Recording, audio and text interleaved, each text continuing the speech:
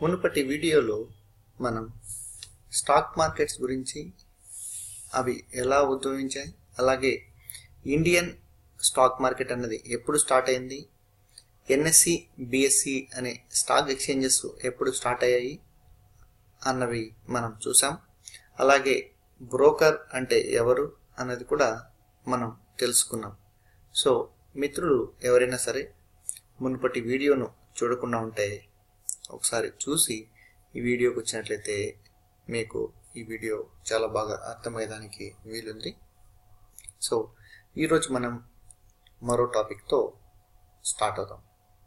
Stock మార్కెట్తో దేశం ఎలా అభివృద్ధి అవుతుంది, ఎలా వృద్ధి అవుతుంది, దేశ ప్రజలకు ఉపయోగాలు ఏంటి అన్నది ఈరోజు మనం చూద్దాం అన్నమాట. ఈరోజు మనం స్టాక్ మార్కెట్లో ఇన్వెస్ట్ చేస్తున్నామంటే ఎందుకయ్యా నువ్వు స్టాక్ మార్కెట్లో ఇన్వెస్ట్ చేస్తున్నావు, దానివల్ల ఉపయోగం ఏంటి అని చెప్పేసి ఎవరైనా క్వశ్చన్ వేస్తే మనం చెప్పేదానికి సిద్ధంగా ఉండాలి. ఎందుకంటే మన ప్రయోజనంతో పాటు దేశ ప్రయోజనాలకు కూడా స్టాక్ మార్కెట్ అన్నది ఉపయోగపడుతుంది అన్న విషయం తెలుసుకోవాల్సిన అవసరం ఎంతైనా ఉందన్నమాట. సో ఈరోజు మనం ఈ వీడియోలో పూర్తిగా ఇన్ డీటెయిల్గా మనం ఈ ఉపయోగాల గురించి తెలుసుకుందాం. ఏ ప్రభుత్వం అయినప్పటికీ, ఏ దేశ ప్రభుత్వం అయినప్పటికీ ఆ దేశంలోని ప్రజల క్షేమం కోసం, ఆ దేశంలో ప్రజల భద్రత మరియు జాబ్స్ క్రియేషన్ ఇలాంటి వాటి అన్నింటి మీద దృష్టి కేంద్రీకరిస్తుందన్నమాట. ఎప్పుడైతే ఒక దేశం జాబ్స్ క్రియేట్ చేయాలి అనుకుంటుందో అప్పుడు చాలామంది వ్యక్తులు కానీ కొన్ని సంస్థలు కానీ ముందుకొచ్చి ఖచ్చితంగా జనాలను హైర్ చేయాలి, అంటే పబ్లిక్ను తీసుకోవాలి, ఆ స్కిల్ను బేస్ చేసుకుని అందరికి కూడా జాబ్స్ అన్నవి ప్రొవైడ్ చేయాలన్నమాట. ఏదైనా ఒక కంపెనీ ఎస్టాబ్లిష్ చేయాలన్నా, లేకున్నా అంటే ఒక కంపెనీ ఆల్రెడీ జరుగుతోందనుకోండి, ఆ కంపెనీని మరో కొన్ని బ్రాంచెస్ను పెట్టాలనుకున్నా కూడా ఆ కంపెనీకి మూలధనం అన్నది చాలా అవసరం అన్నమాట. ఇన్వెస్ట్మెంట్ అన్నది చాలా అవసరం అన్నమాట. సో స్టాక్ మార్కెట్ ఒక్కటే దానికి సరైనటువంటి మార్గం. ఎలాగో మనం ఇప్పుడు తెలుసుకుందాం. ఒక వ్యక్తి దగ్గర 10,000 రూపాయలు డబ్బు ఉందనుకోండి, ఆ 10,000 రూపాయలతో ఆ సాధారణ వ్యక్తి ఒక కంపెనీని పెట్టి ఒక నలుగురికి జాబ్స్ అన్నవి క్రియేట్ చేయడం అన్నది అసంభవం, చాలా కష్టంతో కూడుకున్నటువంటి పని అన్నమాట. అలాగే ఇంకో వ్యక్తి ఉన్నాడు, అతని దగ్గర బ్రహ్మాండమైనటువంటి ఐడియా ఉంది, అతనికి ఐడియాలజీ ఉంది, అతను ఒక సంస్థను క్రియేట్ చేయగలిగినటువంటి టాలెంట్ అతనిలో ఉందన్నమాట. కానీ అతని దగ్గర ఇన్వెస్ట్మెంట్ అన్నది పూర్తిగా లేదు. కానీ అతని దగ్గర ఉన్నటువంటి ఆ ఐడియా అన్నది బ్రహ్మాండంగా వర్క్ అవుతుంది. సో ఈ విధంగా ఇలాంటి గోప్యంగా ఉన్నటువంటి ఐడియాస్ను బయటికి తీసుకురావడానికి, అలాగే రన్ అవుతున్నటువంటి కంపెనీస్ను మరింత పూర్తి స్థాయిలో దేశ ప్రజలందరికీ అందుబాటులోకి తీసుకొచ్చేదానికి, ఇప్పుడు చిన్న చిన్న కంపెనీస్ ఉంటాయనుకోండి, అలాంటి చిన్న చిన్న కంపెనీస్ను ఎస్టాబ్లిష్ చేసి అవి పెద్దదిగా విస్తరించడానికి, మరింత మందికి జాబ్స్ క్రియేట్ చేయడానికి ఈ స్టాక్ మార్కెట్స్ అన్నవి చాలా ఉపయోగపడతాయి. అలాగే దేశ ప్రజల దగ్గర ఉన్నటువంటి ధనాన్ని, దేశ ప్రజల దగ్గర ఉన్నటువంటి క్యాష్ను వీటి ద్వారా మనం తీసుకునేదానికి ఈ కొంచెం అమౌంట్ ఒకరి దగ్గర నుంచి తీసుకోవడం వలన ఆ అమౌంట్ అనేది ఎక్కువై ఆ అమౌంట్ను ఇన్వెస్ట్ చేయడం వలన ఒక సంస్థగా ఉద్భవించేదానికి ఇక్కడ అవకాశం ఉన్నది ఉంటుందన్నమాట. సో మనం ఏదైతే అమౌంట్ ఇన్వెస్ట్ చేస్తున్నామో ఆ అమౌంట్తో ఒక కంపెనీ రన్ అవ్వడానికి, ఒక కంపెనీ పూర్తి స్థాయిలో ఎస్టాబ్లిష్ కావడానికి ఈ అమౌంట్ని యూజ్ చేస్తారనమాట.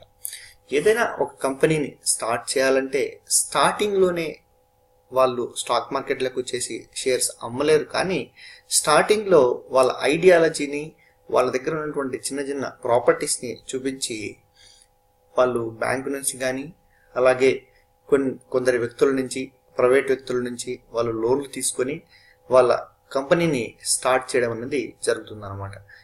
ఆ కంపెనీ ఒక రకంగా రన్ అయిన తర్వాత, వాళ్ళ ఐడియాలజీ అన్నది వర్క్ అయిన తర్వాత, అలాగే వాళ్ళకు ప్రాఫిట్స్ రావడం స్టార్ట్ అయిన తర్వాత ఒక 5 years కంటిన్యూస్గా వాళ్ళ గ్రోత్ రేట్ను బేస్ చేసుకొని వాళ్ళు సెక్యూరిటీస్ ఎక్స్చేంజ్ బోర్డ్ని అంటే సెబీని కన్సల్ట్ కావడం జరుగుతుంది. వాళ్ళు అప్రూవ్ చేసిన తర్వాత వాళ్ళ మొత్తం అంతా కూడా వాళ్ళకు స్టాక్స్ అలాట్మెంట్ చేయడం జరుగుతుంది. వాళ్ళ మూలధనం ఎంత, వాళ్ళు ఎంత డబ్బులకు ఈ స్టాక్స్ను రిలీజ్ చేస్తున్నారు, ఇలాంటివన్నీ కూడా అప్పుడు వాటినే ఐపీఓ అని చెప్పేసి అంటారు అనమాట. దాన్ని మనం మరో వీడియోలో కూలంకషంగా తెలుసుకుందాం. ఇది జస్ట్ ఈ వీడియో ఎందుకు మనం ఇన్వెస్ట్ చేస్తున్నాం, దాని వలన ఉపయోగం ఏంటన్నది మనం తెలుసుకుందాం. దీంతో పాటు స్టాక్ మార్కెట్ రన్ కావడం వలన మన దేశంలోనూ అలాగే విదేశాలలో ఉన్నటువంటి పెట్టుబడిదారులు మన దేశంలో డైరెక్ట్గా పెట్టుబడి చేసేదానికి, ఏదైనా కంపెనీల్లో పెట్టుబడి పెట్టడానికి చాలా సులభం అవుతుంది. అలాగే ప్రతి ఒక్కరి దగ్గర ఉన్నటువంటి తక్కువ డబ్బులు, అంటే ఒకరి దగ్గర ₹1,00,000 ఉండొచ్చు, 1.5 లక్షలు ఉండొచ్చు, 2 lakhs ఉండొచ్చు, ఒకరి దగ్గర 5,000 రూపీస్ ఉండొచ్చు, అలాగే కొందరి దగ్గర కొన్ని కోట్ల రూపాయలు ఉండొచ్చు. కానీ వాళ్ళు సంస్థను పెట్టడానికో లేకుంటే సంస్థను ఇంకో సంస్థలో చేయడానికో పార్ట్నర్షిప్గా జాయిన్ కావడానికో వాళ్ళకు అంత ఇంట్రెస్ట్ ఉండదు. కానీ స్టాక్ మార్కెట్లో ఒక 70 కంపెనీస్ 80 కంపెనీస్ను సెలెక్ట్ చేసుకొని వాటన్నింటిలో కూడా కొంచెం అమౌంట్ ఇన్వెస్ట్ చేయడానికి అలాంటి వాళ్ళకు ఇంట్రెస్ట్ ఉండొచ్చు. సో అలాంటి వాళ్ళందరూ కూడా ఈ స్టాక్ మార్కెట్లో మనం డైరెక్ట్గా ఇన్వెస్ట్ చేయొచ్చు. కాబట్టి ఆ కంపెనీస్ కూడా ఫండ్స్ కలెక్ట్ చేయడం అన్నది చాలా ఈజీ అవుతుంది. ఆ కలెక్ట్ చేసినటువంటి ఫండ్స్ వాళ్ళ ఆర్గనైజేషన్ ఇంప్లిమెంటేషన్ కోసం యూజ్ చేస్తారు. ఆర్గనైజేషన్ ఇంప్లిమెంట్ అయినప్పుడు ఖచ్చితంగా దేశంలో చాలా చోట్ల వాళ్ళు సంస్థలు అన్నవి పెడతారు. అలాగే వాళ్ళకు రిసోర్సెస్ అన్నవి అంటే మ్యాన్ పవర్ అన్నది చాలా అవసరం. వాళ్ళు అందరినీ కూడా స్కిల్ ఉన్నటువంటి ఎంప్లాయీస్ను ఏ పనికి తగినటువంటి వాళ్ళను ఆ పనికి వాళ్ళు ఎంచుకోవడం, హైర్ చేసుకోవడం జరుగుతుంది. అలాంటప్పుడు ప్రతి ఒక్కరికి కూడా శాలరీస్ అన్నవి వస్తాయి, స్టేబుల్గా ఉంటుంది. ప్రతి ఒక్కరికి కూడా పర్చేజింగ్ పవర్ అన్నది పెరుగుతుంది. అలాగే పర్చేజింగ్ పవర్ పెరిగినప్పుడు గవర్నమెంట్కు ట్యాక్సెస్ కూడా వస్తాయి. అలాగే ఇన్కమ్ ట్యాక్స్ అన్నది మనం పే చేస్తాం. ఈ విధంగా తిరిగి గవర్నమెంట్ అన్నది సక్సెస్ఫుల్గా రన్ కావడానికి ఇదంతా కూడా ఉపయోగపడుతుంది అనమాట. అలాగే మనం ఒకసారి స్టాక్ మార్కెట్ను చూసినట్లయితే ముందు మనం ఇంకా ఎన్నో తెలుసుకుంటాం. సో ఒకసారి మనం స్టాక్ మార్కెట్ చూసినట్లయితే స్టాక్ మార్కెట్లో మనం బై చేసేటప్పుడు సేల్ చేసేటప్పుడు మనం వేసేటువంటి ట్యాక్సెస్ కూడా మన గవర్నమెంట్కు చాలా ఆదాయం అనేది చేకూరుస్తాయి అన్నమాట. మనం ఏవైతే బై చేస్తామో అలాగే సేల్ చేస్తామో వాటి వలన కూడా గవర్నమెంట్కి అనేది ఇన్కమ్ అనేది ఉంటుంది. సో ఈ బ్రోకరేజ్, సర్వీస్ ట్యాక్స్ వీటి మీద కూడా వాళ్ళకు ఇన్కమ్ అనేది జనరేట్ అవుతుంది అనమాట. బ్రోకర్స్ అనేవాళ్ళు బ్రోకరేజ్ మన మీద ఛార్జ్ చేస్తారు. కానీ ఆ బ్రోకరేజ్ మీద మళ్ళీ గవర్నమెంట్కి వాళ్ళు ట్యాక్సెస్ కట్టడం. మళ్ళీ ఇప్పుడు ఒక బ్రోకర్ అనేవాడు ఉన్నాడు అనుకోండి, ఆ బ్రోకర్కు ఒక 10,000 మంది క్లయింట్స్ ఉన్నారనుకోండి. క్లయింట్స్ అంటే మనమే, ఎవరైతే ఇన్వెస్ట్ చేస్తున్నామో మనమంతా కూడా ఆ బ్రోకర్కి క్లయింట్స్. మనమంతా కూడా వాళ్ళకు ఫీ రూపంలో కొంచెం అమౌంట్ అనేది పే చేస్తుంటాం. అలాగే బ్రోకరేజ్ పే చేస్తుంటాం. ఈ బ్రోకరేజ్ను పే చేసినప్పుడు వాళ్ళు కూడా కొంతమంది రిసోర్స్లను పెట్టుకొని ఉంటారు వాళ్ళ ఆఫీస్లో, కాల్ సెంటర్లు కానీ లేకుంటే మనం కాల్ చేస్తే ట్రేడ్ చేయడానికి కానీ ఇలా అందరినీ కూడా పెట్టుకుంటారు అనమాట. సో ఈ విధంగా జాబ్స్ అన్నవి చాలా వరకు క్రియేట్ అవుతాయి. అలా జాబ్స్ క్రియేట్ అయినప్పుడు వాళ్ళంతా కూడా ట్యాక్సెస్ కూడా పే చేస్తారు. ఇదంతా కూడా డైరెక్ట్ ప్రాసెస్ జరుగుతుంది. అలాగే ఇండైరెక్ట్ కూడా చాలా మంది బెనిఫిట్ అవుతారు అనమాట. ఇప్పుడు నాకు కంపెనీ జాబ్ అనేది ఇచ్చింది. సో నేను మా ఇంటి నుంచి నా కంపెనీకి వెళ్ళాలి కాబట్టి ఇక్కడ నేను మధ్యలో ఒక ఆటోనో లేకుంటే ఒక క్యాబ్ ఏదో ఒకటి బుక్ చేసుకుని వెళ్తుంటాను అనమాట. ఇండైరెక్ట్గా వాళ్ళకు కూడా మనం ఎంప్లాయ్మెంట్ అనేది క్రియేట్ చేస్తున్నాం అనమాట. ఆ విధంగా ఎంప్లాయ్మెంట్ క్రియేషన్ అనేది జరుగుతుంది అనమాట. మనం ఒకసారి ఈ ఇన్ఫోసిస్ చరిత్రను చూసినట్లయితే ఈ ఇన్ఫోసిస్ కంపెనీని ఇనిషియల్గా ఒక 5 మెంబర్స్ స్టార్ట్ చేయడం జరిగింది. ఒక్కొక్కరు 10,000 రూపాయలు ఇనిషియల్ ఇన్వెస్ట్మెంట్తో, అది తక్కువ అమౌంట్తో వాళ్ళు స్టార్ట్ చేయడం జరిగింది బెంగళూరులో. సో అది స్టార్ట్ చేసినప్పుడు చిన్న కంపెనీ అయినప్పటికీ వాళ్ళ రాబడి అంటే వాళ్ళ ఇన్కమ్ అన్నది చాలా ఎక్కువగా ఉండేది.